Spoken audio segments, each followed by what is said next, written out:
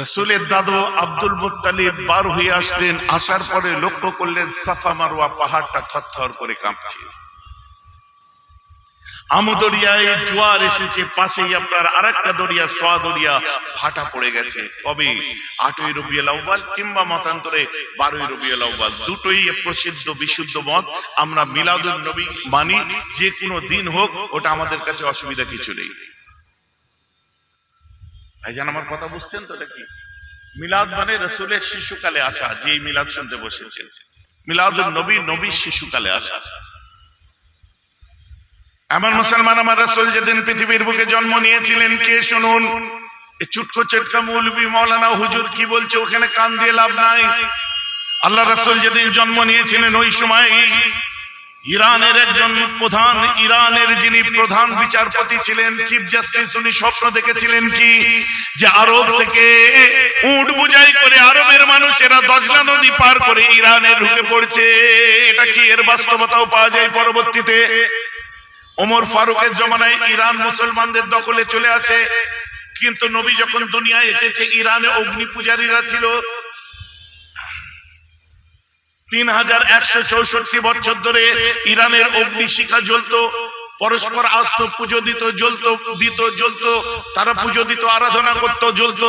হঠাৎ করে ধপ করে একদিন ওই আলোটা বন্ধ হয়ে যায়, আগুনটা বন্ধ হয়ে যায়। অবাক হয়ে যায়, কি ব্যাপার? খোঁজ নিয়ে দেখা যায় আমার রাসূলের জন্মের দিনেতে ইরানের 3164 বছরের অগ্নি শিখা, যেটা অগ্নি পূজারীদের জন্য জ্বলতো, ওটাই একদিন ধপ করে বন্ধ হয়ে যায়। এছাড়া শুধু তাই নয়, কাইসারে রোম নাম শুনেছেন? রোম সম্রাটের বিখ্যাত কি ছিল? অট্টালিকা। রোম সম্রাট এক সময় দেখলো তার অট্টালিকা 14টা পাথর ভেঙে পড়ে যাচ্ছে, 14টা পাথর ভেঙে পড়ে যাচ্ছে। সে চিন্তায় পড়ে গেল, আর্থকোয়েক হলো, ট্রিমার, কেন পাথর ভেঙে পড়ে যাচ্ছে? মহা মুশকিল। পরবর্তীতে খবর পাচ্ছি ওই দিনে রাসূলের মিলাদ যে রাত্রি হয়, সেই রাত্রে রোম সম্রাটের বালাখানার পাথর ভেঙে পড়ে যায়। ওটা মক্কার মধ্যে নয়, মদিনার মধ্যে নয়, আরব থেকে উত্তরে হচ্ছে সিরিয়া, যেটাকে শাম বলে, সিরিয়া থেকে উত্তরে হচ্ছে তুরস্ক, তুরস্কর পরে একটা সাগর আছে ইজিয়ান সাগর, মর্ব সাগর, তার মধ্যে আছে বাষ্পরাস প্রণালী, তারপরেই হচ্ছে রোমের আপনার পূর্ব ভাগ, যেটাকে বাইজেন্টাইন বলা হয়।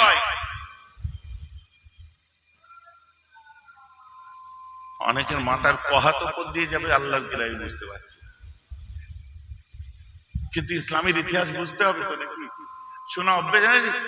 নবী দিবসের সময় আসবো, হাসান হোসেনের গল্প শুনবো, আপনার বড় পীর সাহেবের জলসায় আসবো, খাজা বাবার গল্প হবে, এইভাবে আমরা সিলসিলায় ফুরফুরার মানুষ তো নাকি?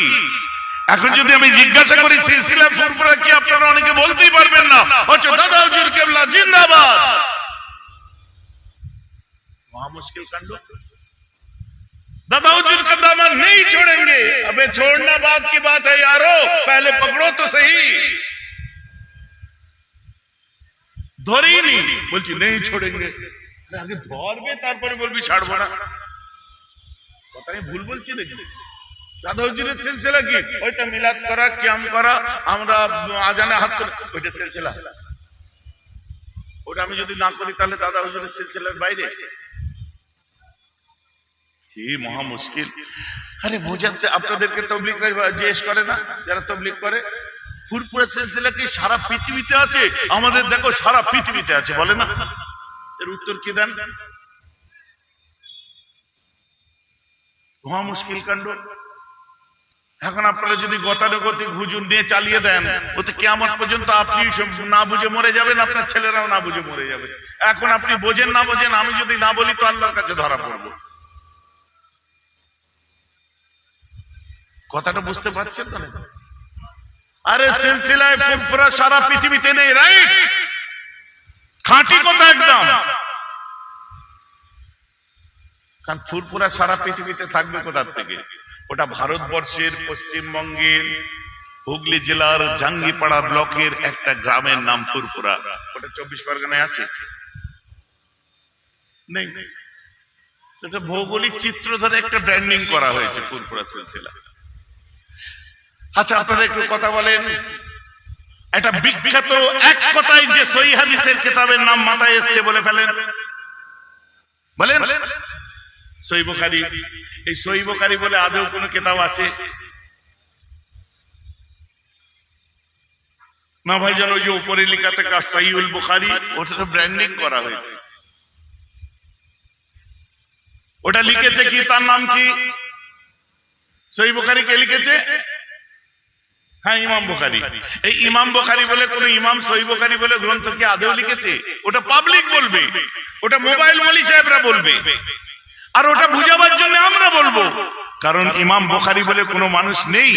কারণ ইমাম বুখারীর আব্বা তার জন্মের পরে তাকে আকিকা দিয়ে একটা নাম রেখেছিলেন, আর তার বোখারায় জন্ম হয়েছিল বলে তাই তাকে ইমাম বুখারী বলা হয়। ওটা উজবেকিস্তানের সমরকন্দ বলে একটা শহর, বোখারা বলে একটা শহর, এই বোখারায় জন্মেছিলেন, তাই জন্য তাকে ইমাম বুখারী বলে। এ কোথাকার হুজুর? আমি ফুরফুরা হুজুর। আমি দেখতে মোটা, তা বলে কি আমি পুরো গ্রামটা? আমার গ্রামের নাম কেন? আমার আব্বা আমার আকিকা দেয়নি, আমার নাম রাখে দে বা কায়দে হ্যাঁ তো লম্বা আমার নাম আবু দাদানা আশিক ইকবাল মোহাম্মদ বেহরাবউদ্দিন সিদ্দিকী আল কুরাইশি, এত বড় আমার নাম, আকিকা দিয়ে একদম বাকায়দা নাম রাখা হয়েছে। মনে আছে কি বললাম না? কি নাম বললাম মনে আছে? একটু বেশি লম্বা হয়ে গেছে। তাহলে এখন ইমাম বুখারীর নাম কি করে মনে থাকবে? মেহরাব সিদ্দিকী এই ফেমাস, মেহরাব হুজুর এই ফেমাস, কিন্তু আমার আকিকা দিয়া নাম তো ওইটা। আর যারা ঘুরছে, কোথায় গেছবি? কালকে জিজ্ঞেস করবে কুটুমবাড়ি গেছিলাম, বলে কেন? কোথায় কুটুমবাড়ি? বলে চুটকিয়া। বলে হঠাৎ মিলাদ ছিল তাই গেছিলাম, আমার বোন ননদের বিয়ে হয়েছে ওখানে গেছিলাম। আচ্ছা গুড।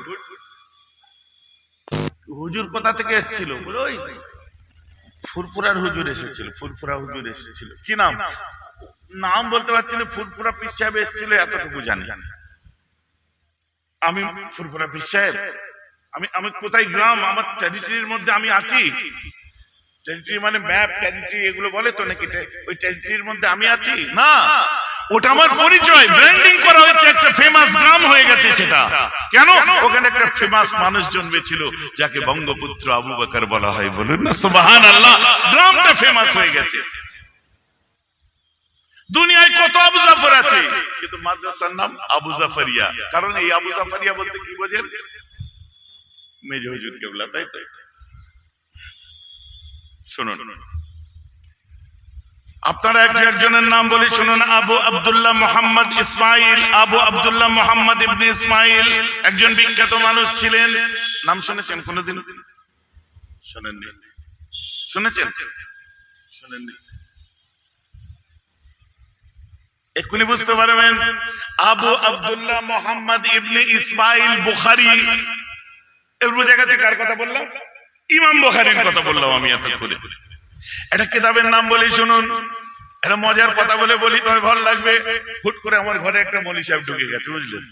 মলি সাহেব না, মলি সাহেব না, ওই মোবাইল হুজুর এখন বার হয়েছে না। মোবাইলের কত নাম্বার হাদিস আছে? হাদিস নাম্বার আসসালামু আলাইকুম মা সাহেব। আমি ওয়ালাইকুম আসসালাম। কে রে?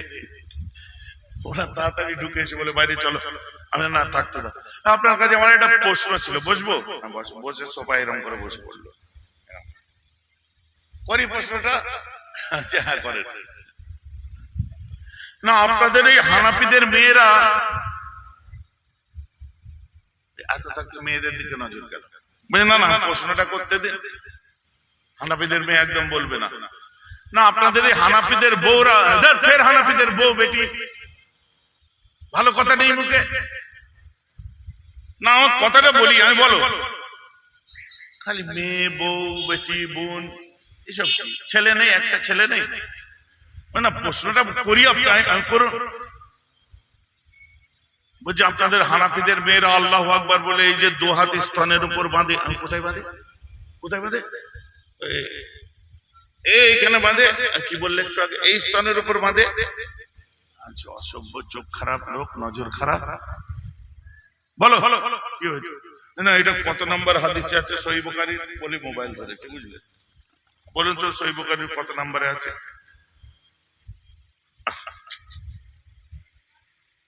কি হলো? ব্যাটারির চার্জটা শেষ। হুজুর মরে গেছে, হুজুর মরে গেল। ফোনে যতক্ষণ চার্জ আছে ততক্ষণ তোমার হুজুর বেঁচে আছে, চার্জ শেষ হুজুর মরে গেছে। আমাদের সিস্টেম নয়। আপনাদের কি সিস্টেম?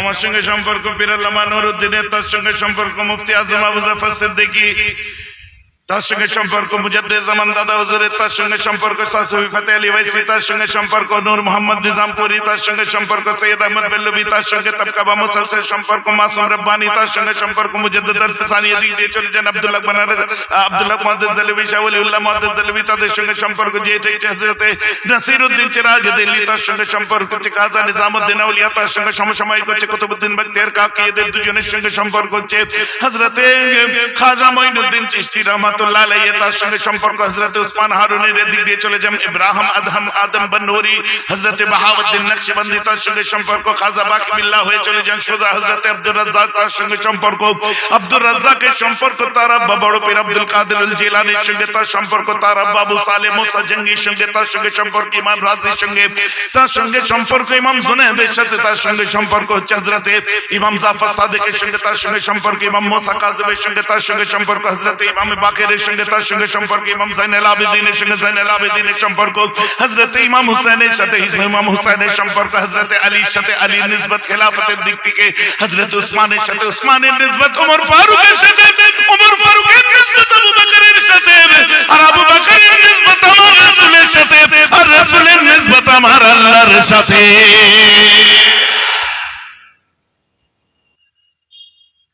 বোঝা গেল কিছু? কি আমি এটাকে বাংলায় বলে ছিকল,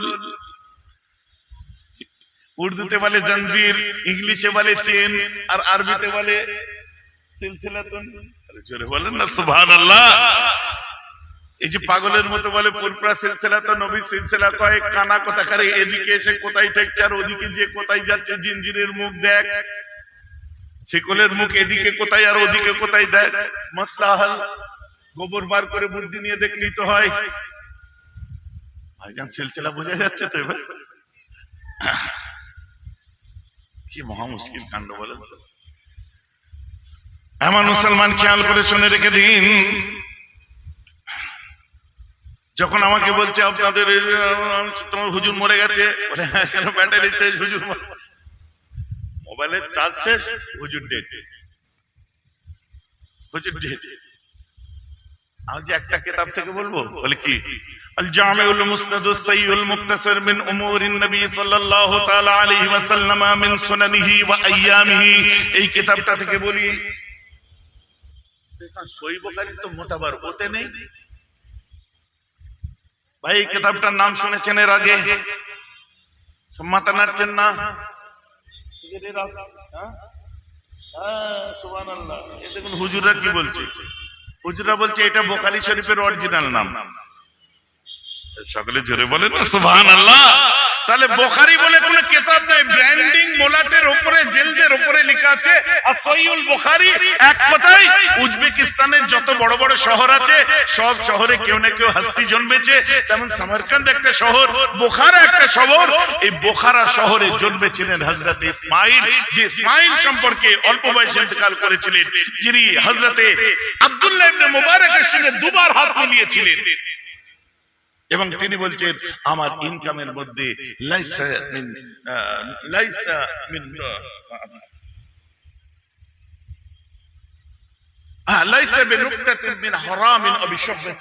আমার ইনকামের মধ্যে চুল পরিমাণ, বিন্দু পরিমাণ কোন সন্দেহ নেই।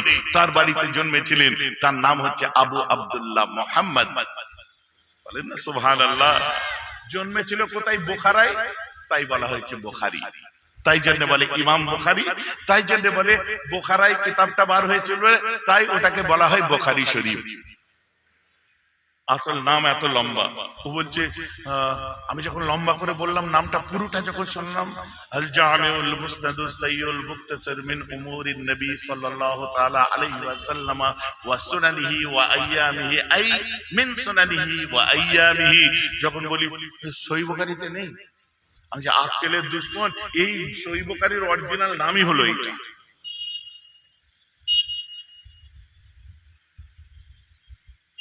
সহিহ বুখারীর অরিজিনাল নামই হলো এইটা। বলছো মানে আমি তো একটা কথার উত্তর দেব, আমাদের হানাফিদের বউ বেটিদের এত জায়গা থাকতে তোর ওখানে চোখ গেল কেন, আগে তার উত্তর দে। ওই কোথায় আমি ওই যেখানে হাত বাঁধে ওইখানে তোর চোখ গেল কেন? চোখ খারাপ লোক, নজর খারাপ লোক, মেয়েদের সতরের দিকে চোখ যাই তোর, অসভ্য। আমার বউটাও তো বাঁধে, আমি তো নিজেরটা সামলাগে জানা, আমাদের বলে নিয়ে পড়েছিস কেন? নিজেরটা সামলাতে পারিস নি? আগে নিজেরটা সামলে আয়, বলো ওখানে হাত বেঁধো না, অন্য জায়গায় বাঁধো, শরীর দেখা যায় যা। মেয়েদের পর্দা মেয়েদের কাছে, ছেলেদের পর্দা ছেলেদের কাছে। আর একটা আলহামদুলিল্লাহ একটা মা বা বোন ফিলিং চেঞ্জ করবেন না, সে যদি আপনার হাত আমাদের মতো করে বাঁধে, যদি বোরকা পরিহিত অবস্থায়, তার তো শরীর ফুটে উঠবে। তখন আমার মাকে আমায় দেখতে ভালো লাগবে, তখন আমার বোনকে আমাকে দেখতে ভালো লাগবে না। তাই কি বলছে, যতটা সম্ভব, কারণ হাত কোথায় বাঁধবে এ সম্পর্কে কোন সহিহ হাদিস নেই। একটাই মাত্র সহিহ হাদিস পাবেন, সেটা হলো তাহতা সুররা, নাভির নিচে। এছাড়া একটাও সহিহ হাদিস দেখাতে পারবেন না। তাহাবি শরীফ খুলুন, মুসান্নিফ আবি শাইবার মধ্যে, আব্দুর রাজ্জাকের মধ্যেও এসেছে। ভাই যে আমার কথা বুঝতে পারছেন? যারা ইমাম মালিকের ফলোয়ার, ইমাম মালিক কে ছিলেন? ইমাম আজম আবু হানিফা রাহমাতুল্লাহ আলাইহির ছাত্র, খাস ছাত্রদের মধ্যে একজন। যারা ইমাম মালিকের ফলোয়ার তারা আল্লাহু আকবার হাতই বাঁধে না, তখন কি হবে? হাতে মক্কা শরীফে যে দেখে আসেন অনেকে হাত বাঁধছেন, নামাজ চাচা নামাজ বাদ দিয়ে তার ওই দিকে দেখছি, তার গুঁতো মারছে। নামাজ পড়তে পড়তে কাবার সামনে নামাজটা যাবে, হয়ে গেছে বাঁধ, আবার আরে ও মালিক কেউ বাঁধবে না, ওর বাঁধা সিস্টেম নয় না বোকা। সহিহ মুসলিমের 8 নম্বর হাদিসের মধ্যে 389 নম্বর আন্তর্জাতিক নম্বরে আল্লাহ রাসূল বলছে, তোমরা যখন নামাজের মধ্যে দাঁড়াবে তখন তোমরা তোমাদের দুই হাতকে ইলা মানকাবায়, কাঁধ বরাবর নিয়ে যাও। তাই তারা কি করে, এই পন্থা নিয়ে যায় বলে আপনাদের বুঝিয়ে দিল। ওকে সঙ্গে সঙ্গে আমার সামনে বললে বলতাম, ওই হাদিসের 390 নম্বরে দেখো আল্লাহ রাসূল বলছে, তুমি যখন নামাজের তাহরিমা বাঁধবে ওই সময় তোমার হাতগুলোকে কান বরাবর নিয়ে যাও, আর কিবলার দিকে একটুখানি হাত, একটু কিবলার দিকে ফারাগত করো, ওর মধ্যেই পাবেন। তারপরে 391 নম্বরে আপনি চলে যান, সেখানে কি পাবেন? রাসূল বলছে আঙ্গুলগুলোকে ফারাগত করে দাও, ঠিক আছে। তারপর